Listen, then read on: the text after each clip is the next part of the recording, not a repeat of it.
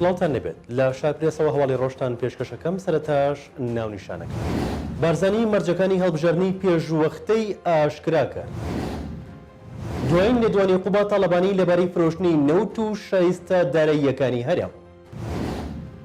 حکوومەت لە ئاستی باڵا وەڵامی جەعفەر شێخ مستەفا دەداتەوە.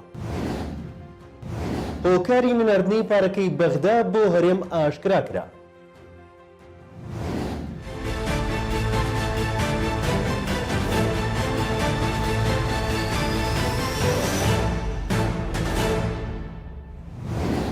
مەسعود بارزانی هەڵوێستی خۆی لەسەر کێشەکانی ئێستای عێراق و هاوکات کێشەکانی نێوان هەولێر و بەغدا ئاشکرا کرد و ڕایگەیاند هیچ لاریەکمان لە ئەنجامدانی هەڵبژاردننی پێشوەختە نییە، دەژڵێت مەرجێکمان هەیە.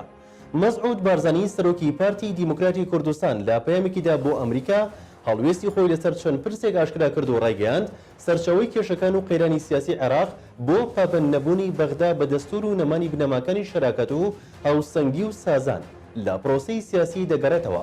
لە بەشێکی دیکەی پەیامەکەیدا مەسعود بارزانی دەڵێت لە عێراقدا دەبێت بۆ چارەسەری کێشەکان فەرهەنگی یەقبولکردن هەبێت و نابێت هیچ لایەنێک هەوڵی سڕینەوەی لایەنێکی تر بدات و دەبێت ڕێز لە دەستور بگیرێت.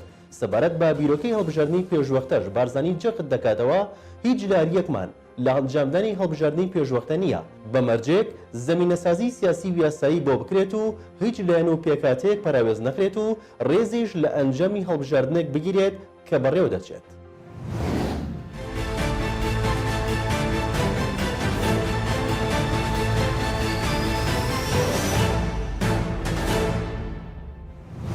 قوبا تاڵەبانی ڕوونکردنەوە دەدات لەبارەی ناوکۆکیەکانی هەولێر و بەغدا لەسەر پرسی وزار ڕاشی دەگەنێت ئێمە کێشەمان لەگەڵ ئەوەدانیە کێنەوە دەفرۆشێت.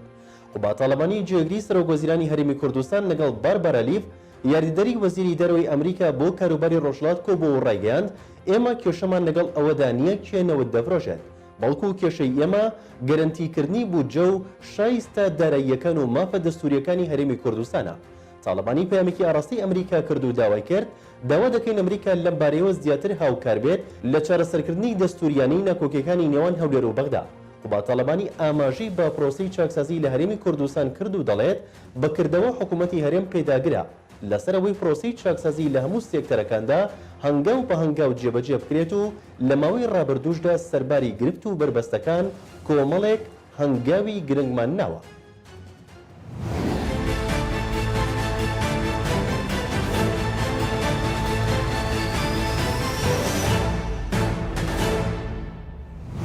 سەرۆکی دەستەی گشتی ناوچە کوردستانەکانی دەرەوەی ئیداری هەرێم وەڵامی جەعفەر شێخ مستەفا دەداتەوە و ڕەتی دەکاتەوە لە خانەقین بڕیاری داخستنی خوێندنگەی کوردی درابێت.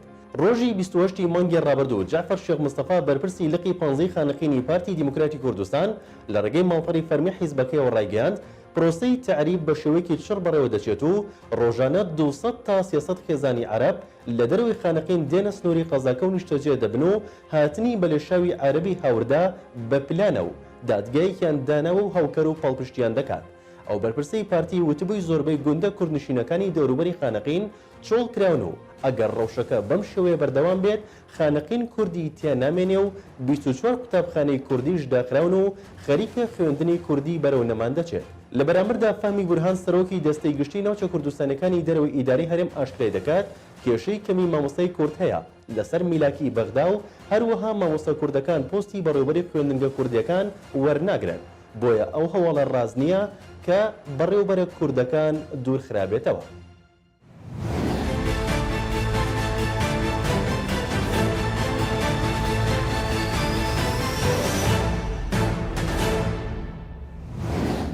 دوو پەرلەمانتاری کورد لە بەغدا زانیاری گرنگ ئاشکرا دەکەن سەبارەت بە دواکەوتنی پارەی جوتیارانی هەرێم ڕاشی دەگەێنن نونەرەتی حکوومەتی هەرێم بەرپرسە. نەرمین مەعروف سۆران عومەر ئەندامانی پەرلەمانی عێراق دەقی نووسراوێکی وەزارەتی بازرگانی عێراقیان بڵاو کردوێتەوە. لە نووسراوەکەدا ئاماژە بەو پارەیە کراوە کە وەک شایستەی دارایی 3 ساڵی ڕابردووی جوتیارانی هەرێم دیاری کراوە و تا ئێستاش ئەو پارەیە نەگەیشتوتە هەرێم. ئەو پەرلەمانتارانە دەڵێن بابەتی پارەی جوتیاران بۆ ئەو 3 ساڵی ڕابردوو بە یاسا چەسپاوە و وەزارەتی بازرگانیش نووسراوی ئاڕاستەی لایەنی پەیوەندیدار کردووە بۆ سەرفکردنی. سۆران عومەر ئاشکرای دەکات پاش پەیوەندی لەگەڵ نونەرەتی حکوومەتی هەرێم لە بەغدا و وەزارەتی بازرگانی و ئامانەی عامە هۆکاری دواکەوتنی ناردنی پارەکە بۆ ئەوە دەگەڕێتەوە ویستویانە بە چەند گوژمەیەک پارەکە ڕەوانە بکات. هۆکاری نەناردنی پارەکە ئاشکرا دەکات و دەڵێت بەڵام نوێنەرایەتی حکوومەت جەفتی کردوتەوە 308 ملیارەکە بە یەک گوژمە ڕەوانە بکرێت و ئەم بابەتە ئاڵۆز نەکرێت.